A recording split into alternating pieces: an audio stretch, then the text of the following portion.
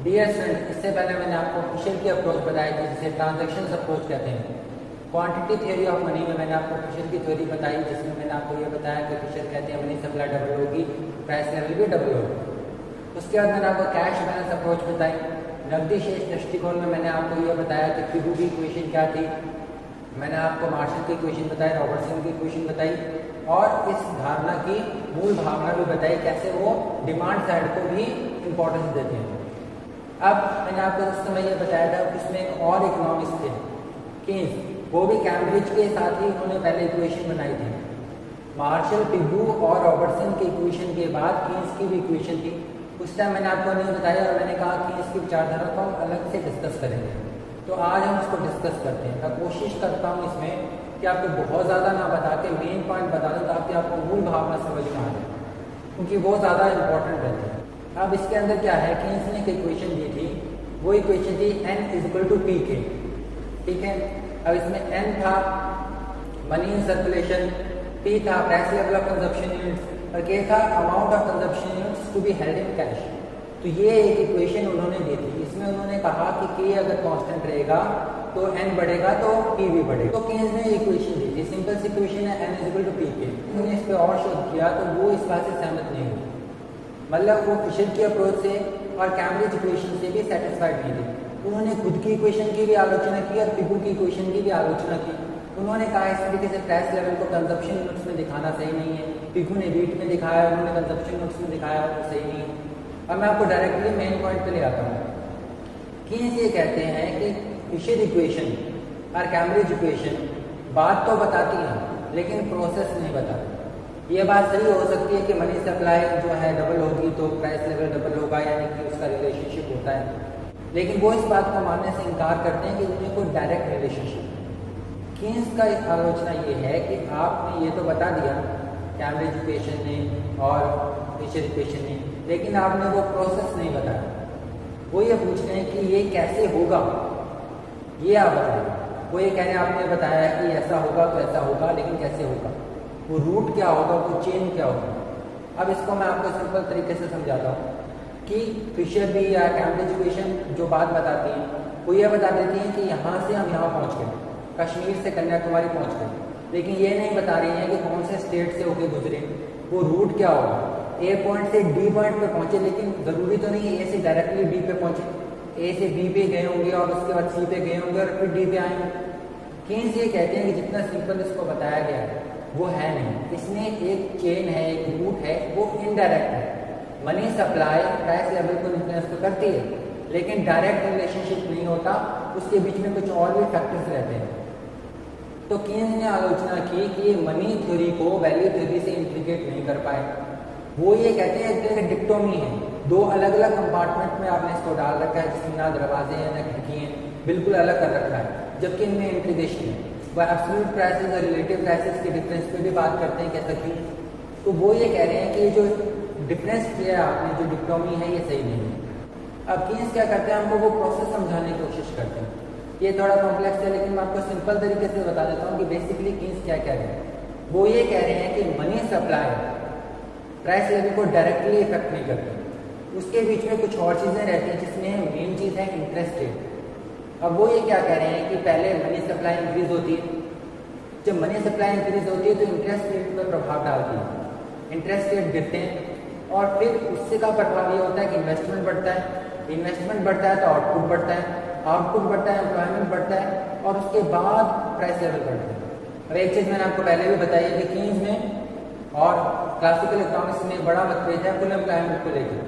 Classical economics full employment को एक normal situation मानती है, वो कहते हैं कि पूर्ण रोजगार का स्तर बना हुआ है और उनकी जो विचारधारा है, उनकी जो थ्योरीज है, उसके इर्द गिर्द घूमती है। लेकिन केन्स कहते हैं कि पूर्ण रोजगार हमेशा नहीं होता, उससे पहले भी कुछ होता है। अंडर फुल एम्प्लॉयमेंट की वो बात करते हैं, तो फुल एम्प्लॉयमेंट को नॉर्मल कंडीशन नहीं मानते वो। अब यहाँ पे फर्क आता है, मेन चीज़ आपको यहाँ पे देखनी है। केन्स कहते हैं कि दो बातें हैं, एक तो है फुल एम्प्लॉयमेंट लेवल के बाद और एक है फुल एम्प्लॉयमेंट लेवल से पहले। वो ये कह रहे हैं फुल एम्प्लॉयमेंट लेवल से पहले मनी सप्लाई प्राइस लेवल को डायरेक्टली इन्फ्लुएंस नहीं करता, वो एक रूट के थ्रू जाता है। और जब फुल एम्प्लॉयमेंट लेवल अटेन हो जाता है उसके बाद ये मनी सप्लाई प्राइस लेवल को डायरेक्टली अफेक्ट करता है। अब इस प्रोसेस को समझें आप। कह रहे हैं जब तक फुल एम्प्लॉयमेंट का स्तर अचीव नहीं हुआ है तब सबसे पहले जब मनी सप्लाई बढ़ेगी तो उसका परिणाम क्या होगा, रेट ऑफ इंटरेस्ट गिर जाएगा। अब मैंने आपको पहले भी बताया था कि इन्वेस्टमेंट दो चीज़ों पर निर्भर करती है, एक मार्जिनल एफिशिएंसी ऑफ कैपिटल पे और दूसरा रेट ऑफ इंटरेस्ट पे। तो वो ये कह रहे हैं कि अगर रेट ऑफ इंटरेस्ट गिरता है और मार्जिनल एफिशिएंसी कैपिटल वही है, गिवन है, तो उसका इन्वेस्टमेंट पे पॉजिटिव प्रभाव पड़ेगा। रेट ऑफ इंटरेस्ट घटेगा तो इन्वेस्टमेंट बढ़ेगी, जब इन्वेस्टमेंट बढ़ेगा तो ज़्यादा आउटपुट होगा, ज़्यादा एम्प्लॉयमेंट होगा। और क्योंकि अभी भी फुल एम्प्लॉयमेंट से लेवल से नीचे है तो जितना रेट ऑफ इंटरेस्ट घटेगा, जितना इन्वेस्टमेंट बढ़ेगा, उतना आउटपुट ज़्यादा बढ़ जाएगा। फैक्टर्स जो है पूरी तरह से हमें अवेलेबल है, उत्पादन के साधन पूरी तरह से मुक्त हैं, काफ़ी सारा हमारे पास सोर्सेज अवेलेबल है, तो आउटपुट और बढ़ता जाएगा और बढ़े हुए आउटपुट का कीमतों पे कोई प्रभाव नहीं पड़ेगा, प्राइसेस इंक्रीज नहीं होंगे क्योंकि बहुत सारे अनएम्प्लॉयड फैक्टर्स हैं तो वो आ जाएंगे और हम बिना प्राइसेस को इंक्रीज किए आउटपुट भी बढ़ा सकते हैं। तो मनी सप्लाई बढ़ेगी, इन्वेस्टमेंट बढ़ेगा। कैसे? इंटरेस्ट रेट गिरेगा, इन्वेस्टमेंट बढ़ेगा, आउटपुट बढ़ेगा, लेकिन कीमतें नहीं बढ़ेंगी। एक बार जब पूर्ण रोजगार का स्तर मिल जाएगा हमको, फुल एम्प्लॉयमेंट लेवल अटेन हो जाएगा, उसके बाद फिर आउटपुट नहीं बढ़ेगा, उसके बाद सीधे कीमतें बढ़ेंगी। तो मनी सप्लाई बढ़ेगी तो प्राइसेस बढ़ेंगी, लेकिन कब? जब हमको फुल एम्प्लॉयमेंट लेवल अटेन हो जाएगा। तो केन्स ये समझा रहे हैं कि एक प्रोसेस है, एक चेन ऑफ इवेंट्स है, सीधे ही money supply directly price level को अफेक्ट नहीं करता, रेट ऑफ इंटरेस्ट के थ्रू वो प्रोसेस चलता है, जिसके अंदर रेट ऑफ इंटरेस्ट है, फिर इन्वेस्टमेंट है, फिर आउटपुट है, और एक बार जब फुल एम्प्लॉयमेंट हो जाता है तो उसके बाद ही प्राइस लेवल बढ़ते हैं। अब इसके बीच में वो क्या है, कुछ अजम्पशंस लेके चल रहे हैं। एक उनके अजम्पशंस है कि जो सोर्सेज हैं, फैक्टर्स ऑफ प्रोडक्शन है, वो फुली इलास्टिक है, उनकी सप्लाई जो है परफेक्टली इलास्टिक है। दूसरा वो ये क्या कह रहे हैं कि होमोजेनियस है, डिविजिबल है और सब्स्टिट्यूट हो सकते हैं, यानी कि जितने भी फैक्टर्स ऑफ प्रोडक्शन है एक के बदले दूसरे को हम यूज कर सकते हैं। तीसरा वो कहते हैं कांस्टेंट रिटर्न्स टू स्केल है, यानी कि आउटपुट बढ़ने घटने का प्राइसेस पे फर्क नहीं पड़ेगा। और चौथी वो बात ये कहते हैं कि क्वांटिटी ऑफ मनी बढ़ेगी तो इफेक्टिव डिमांड पर असर डालेगी, इफेक्टिव डिमांड भी बढ़ेगी। तो इनके कुछ ये अजम्पशंस हैं। अब ये अजम्पशंस के बेसिस पे वो ये कहते हैं कि मनी सप्लाई बढ़ेगी तो पहले रेट ऑफ इंटरेस्ट गिरेगा, उसका इन्वेस्टमेंट पे पॉजिटिव इफेक्ट पड़ेगा, फिर आउटपुट होगा, एम्प्लॉयमेंट होगा, और जब तक फुल एम्प्लॉयमेंट लेवल अचीव नहीं होता तब तक प्राइसेस नहीं बढ़ेंगे। अब ये उनकी बेसिक थ्योरी हुआ करती थी, इसको हम थोड़ा डायग्राम से समझने की कोशिश करते हैं। अब यहाँ पे हम देखते हैं कि यहाँ पे आउटपुट दे रखा है, क्वांटिटी ऑफ मनी है, यहाँ पे प्राइसेस हैं। ये क्या है? ये है फुल एम्प्लॉयमेंट लेवल, पूर्ण रोजगार का स्तर है। अब क्वांटिटी ऑफ मनी बढ़ने से आउटपुट पर क्या प्रभाव पड़ेगा और प्राइसेस पर क्या प्रभाव पड़ेगा, कब पड़ेगा, वो यहाँ पे हम देखते हैं।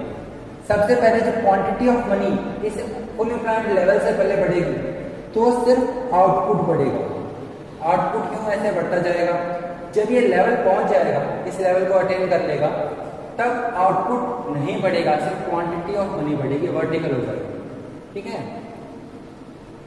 तो यहाँ के बाद, इस लेवल के बाद इसको आर कर देते हैं, इस लेवल के बाद क्वांटिटी ऑफ मनी यहाँ पे बढ़ रही है तो आउटपुट यहाँ तक बढ़ रहा है फुल एम्प्लॉयमेंट लेवल से।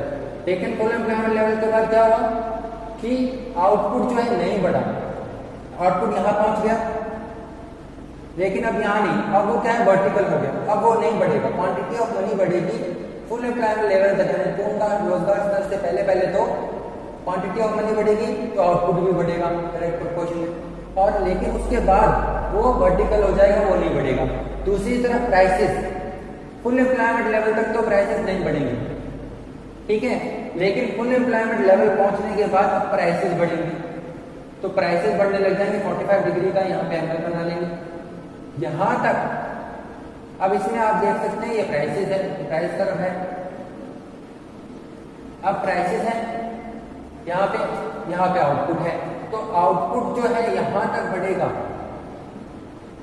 वो फुल एम्प्लॉयमेंट लेवल तक तो क्वांटिटी ऑफ मनी बढ़ेगी तो आउटपुट बढ़ेगा, लेकिन उसके बाद वर्टिकल हो जाएगा, यानी क्वांटिटी ऑफ मनी बढ़ेगी तो भी आउटपुट नहीं बढ़ेगा, कांस्टेंट हो जाएगा।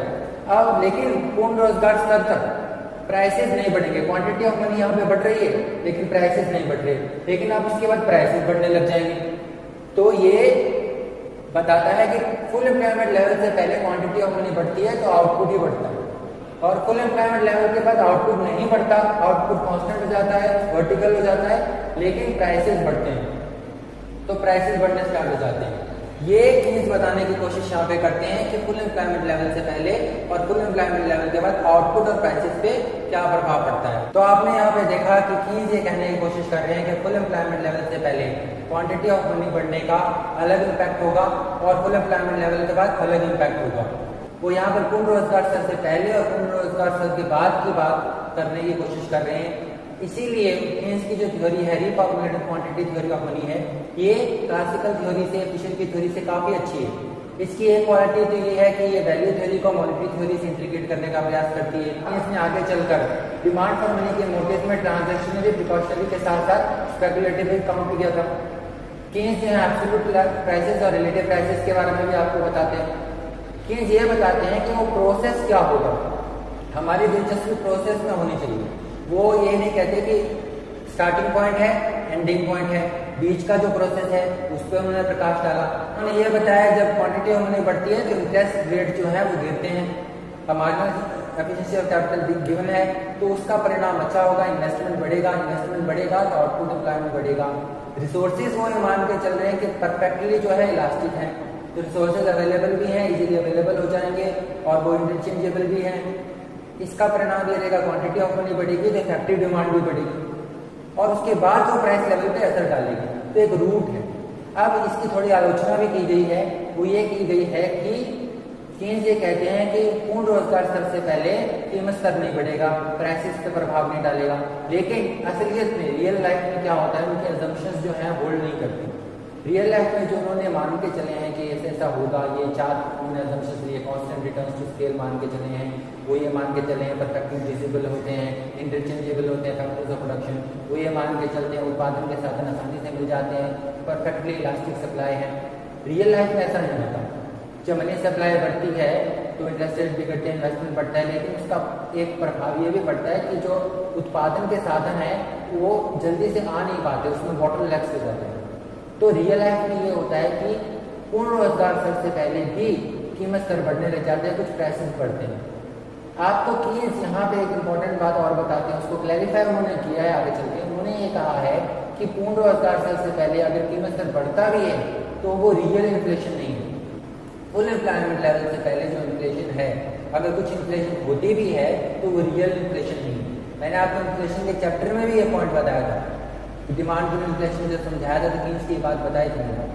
अब मैं दोबारा रिपीट कर रहा हूँ। केन्स ने एक और चीज़ केन्स की थ्योरी के अंदर आती है कि वो हमको एक और बात बताते हैं कि इन्फ्लेशन कब डराती है आपको, कब खतरनाक है, कब नहीं, डेंजर कब है इन्फ्लेशन का। तो वो ये बताते हैं कि फुल एम्प्लॉयमेंट से पहले अगर विकास हो रहा है, डेवलपमेंट हो रहा है, आउटपुट हो रहा है और कुछ इन्फ्लेशन हो जाती है बॉटलनेक्स की वजह से, सप्लाई परफेक्टली इलास्टिक नहीं होती रियल लाइफ में, तो वो कोई चिंता की बात नहीं। तो कब इन्फ्लेशन से डरना चाहिए वो ये बताते हैं। तो ज़्यादा इन्फ्लेशन बढ़ जाती है फुल एम्प्लॉयमेंट लेवल के बाद जो रियल प्राइस लेवल बढ़ते हैं उसकी वो बात करते हैं, उसको वो रियल इन्फ्लेशन मानते हैं। तो केन्स की थ्योरी कई चीज़ों पर प्रकाश डालती है। इन्फ्लेशन पूर्ण रोजगार स्तर से पहले कैसी होगी और उसके बाद कैसी होगी, quantity of money price level को कैसे प्रभावित करेगी, उसकी प्रक्रिया क्या होगी, कौन सा रास्ता तय करेगी वो, और वो ब्याज दरों के माध्यम से, रेट ऑफ इंटरेस्ट के माध्यम से प्राइस लेवल को इफेक्ट करती है। उसमें इन्वेस्टमेंट आता है, आउटपुट आता है, इनकम आती है, ये सब चीज़ें आती हैं, एम्प्लॉयमेंट जनरेट होता है, उसके बाद ये प्राइस लेवल पर इफेक्ट डालती है। तो सीधा रास्ता नहीं, ये केन्स ने बहुत बड़ा चेंज लेके आए। जो पहले ये माना जाता था डायरेक्ट रिलेशनशिप है, उसको उन्होंने अब इनडायरेक्ट रिलेशनशिप में बदल दिया और साथ में हमको रूट भी बताया। ये परफेक्ट नहीं है थ्योरी, इसमें कुछ कमियां हैं, आलोचनाएं भी हैं इसकी। उनकी जो असम्पशंस है, मान्यताएं लेके चले हैं वो परफेक्टली इलास्टिक है, होमोजेनियस है, इंटरचेंजेबल है फैक्टर्स ऑफ प्रोडक्शन, वो ये भी मान के चलते हैं कांस्टेंट रिटर्न्स टू स्केल है, जबकि रियल लाइफ में या तो डिमिनिशिंग होते हैं, इंक्रीजिंग होते हैं, कांस्टेंट हमेशा नहीं बने रहते।